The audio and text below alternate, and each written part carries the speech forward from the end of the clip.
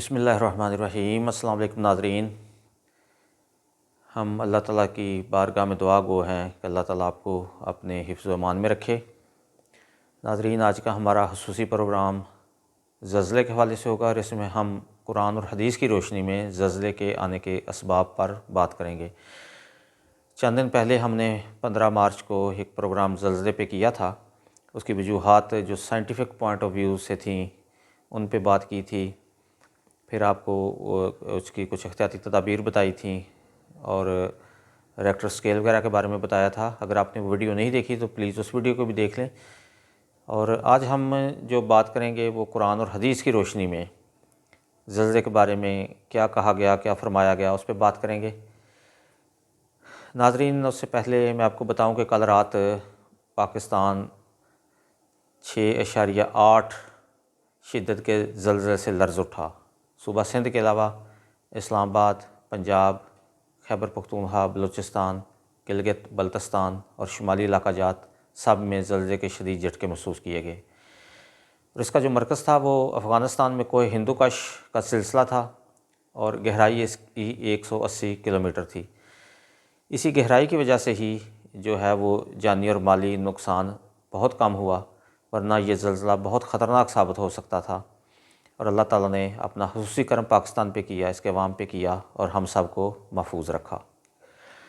2005 میں جو پاکستان میں زلزلہ آیا تھا اس کی گہرائی صرف 10 کلومیٹر تھی اور اس کی شدت 7.6 میگنیٹیوڈ تھی۔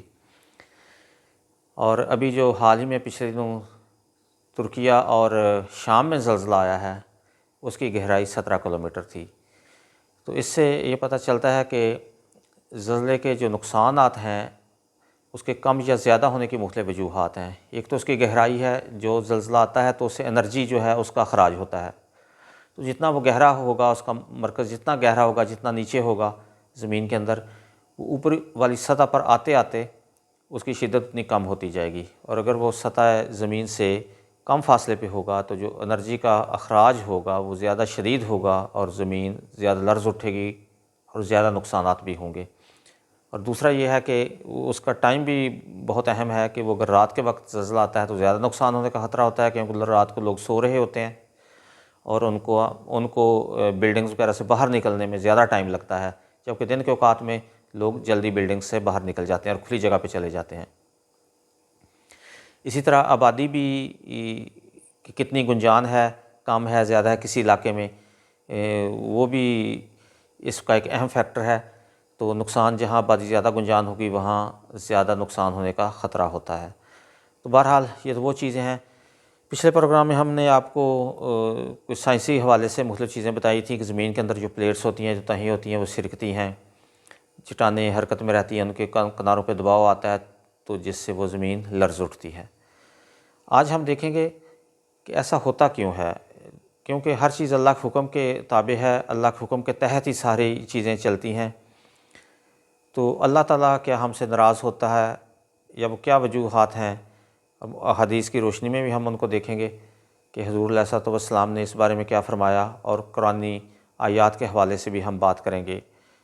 جو قرآن کریم کی صورت ہے 99ویں صورت جو ہے زلزلات، اس کی پہلی 5 آیات کی تلاوت سنتے ہیں، اور تلاوت کرنے کا شرف حاصل کریں گی، یہ سعادت حاصل کریں گی عائشہ مدثر۔ تو آئیے تلاوت سنتے ہیں۔ اعوذ باللہ من الشیطان الرجیم، بسم اللہ الرحمن الرحیم۔ اذا زلزلت الارض زلزالها واخرجت الارض اثقالها وقال الانسان ما لها يومئذ تحدث اخبارها بأن ربك اوحى لها صدق اللہ العظیم۔ تو ناظرین، آپ نے تلاوت قرآن پاک سنی، 5 آیات آپ نے اس سورہ کی سماعت فرمائیں۔ اور اب میں ان کا ترجمہ آپ کی خدمت میں پیش کر دیتا ہوں، اور ترجمہ میں یہ دیکھ کے پڑھ رہا ہوں تاکہ کسی غلطی کا احتمال نہ رہے۔ جب زمین پوری طرح جھنجھوڑ دی جائے گی اور اپنے بوجھ باہر نکال پھینکے گی، انسان کہنے لگے گا اسے کیا ہو گیا ہے؟ اس دن زمین اپنی سب خبریں بیان کر دے گی، اس لیے کہ تیرے رب نے اسے حکم دیا ہوگا۔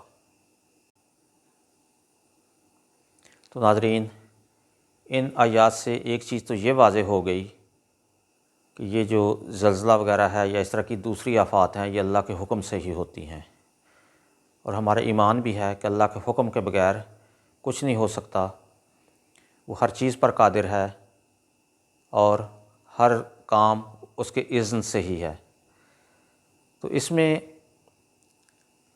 جو آیات کا ترجمہ ہے، اس سے یہ قیامت کے قریب جو سب سے بڑا زلزلہ آئے گا، یہ اس کی طرف اشارہ کیا گیا ہے۔ اس سے پہلے اور زلزلے آتے رہیں گے چھوٹے بڑے، جن میں نقصانات بھی ہوں گے اور بعض اوقات وارننگ ہوگی جس میں کوئی نقصان نہیں ہوگا۔ تو اس کی یہ جو وجہ ہے، ایک تو اس کا ہمیں پتہ چل گیا کہ یہ اللہ تعالیٰ ہی کی طرف سے ہے اور اس کے حکم کے بغیر یہ زلزلہ نہیں آ سکتا۔ اب ہم حضور علیہ الصلوۃ والسلام کے اس قول کی طرف جاتے ہیں جو سنن ترمذی میں ہے، اور اس کے راوی ہیں حضرت ابو ہریرہ رضی اللہ تعالیٰ عنہ۔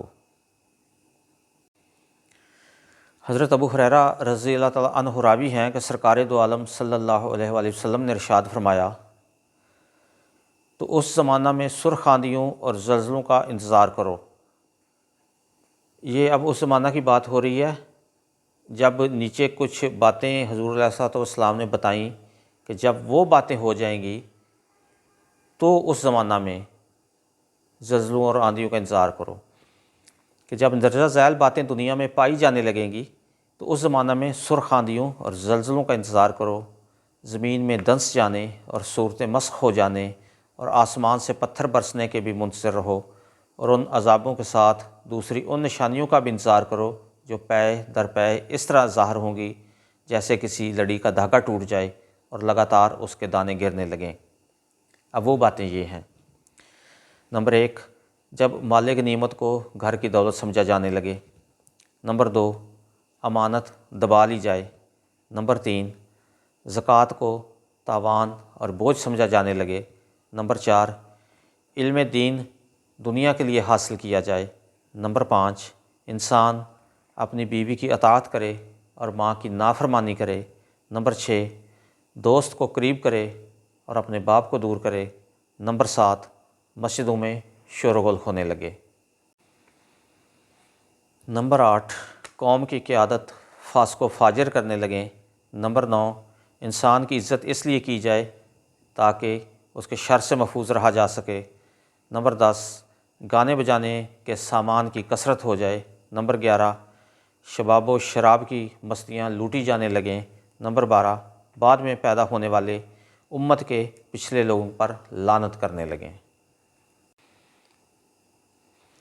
تو ناظرین، اگر ہم دیکھیں تو جو یہ 12 باتیں ہیں، ان میں سے تقریباً ساری باتیں جو ہیں وہ پوری ہو چکی ہیں۔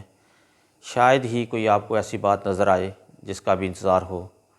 تو جب یہ صورتحال ہو جائے، سوسائٹی میں ہر طرف جو ہے برائیاں بڑھنے لگیں اور جو اچھائیاں ہیں وہ کم ہونے لگیں، تو پھر ظاہر ہے جو مختلف آفات ہیں ان کا انتظار کرنا چاہیے، وہ وبا کی صورت میں ہو، وہ زلزلے کی صورت میں ہو، وہ آندھی طوفان کی صورت میں ہو۔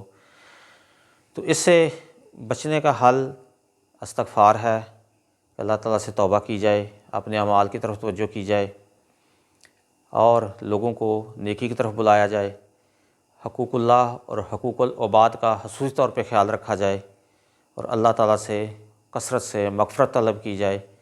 اور اب رمضان المبارک بھی قریب ہے، ابھی چاند نظر آنے یا نہ آنے کا فیصلہ نہیں ہوا، ہو سکتا ہے کل پہلی رمضان المبارک ہو، کل نہ ہوا تو انشاءاللہ پھر پرسوں پہلی رمضان المبارک ہوگی۔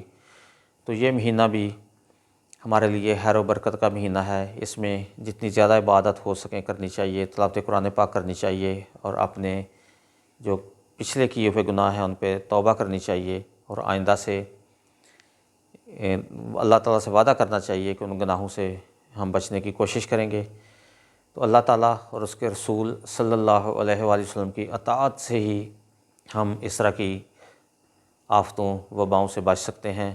اپنا خیال رکھیے گا اور اپنے آس پاس کے لوگوں کا بھی۔ اللہ حافظ۔